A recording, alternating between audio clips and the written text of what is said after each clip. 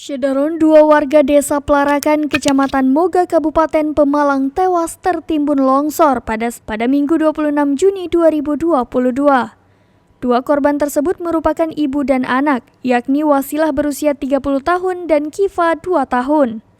Sedangkan satu korban selamat yaitu Jumaroh berusia 55 tahun yang saat ini masih dirawat di Rumah Sakit Muhammadiyah Rodliah Asid Moga. Kepala Badan Penanggulangan Bencana Daerah atau BPBD Pemalang Sugianto mengatakan longsor terjadi sekitar pukul 14 waktu Indonesia Barat. Saat itu, hujan lebat hampir merata di seluruh wilayah Pemalang termasuk Kecamatan Moga. Ia mengatakan hal ini mengakibatkan tanah tebing longsor dan menimpa sisi samping rumah bagian kamar rumah milik Ibu Wasilah yang terletak di bawahnya. Saat itu, kata Gianyo, setelah mendapat laporan, tim reaksi cepat atau TRC BPBD Pemalang wilayah Kecamatan Moga bersama Pemdes dan Kecamatan melakukan cek lokasi dan asesmen. Gianyo mengatakan korban tertimbun longsor sekitar 1 jam hingga akhirnya berhasil dievakuasi.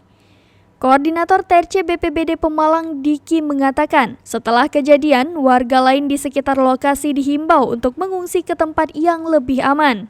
Karena hujan masih mengguyur sehingga berpotensi ada longsor susulan. Sementara korban mengungsi sebanyak 3 kakak atau kepala keluarga yakni 11 jiwa.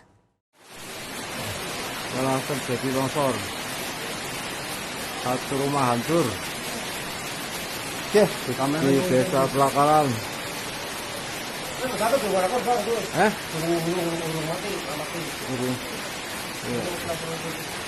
Korban dibawa ke RSI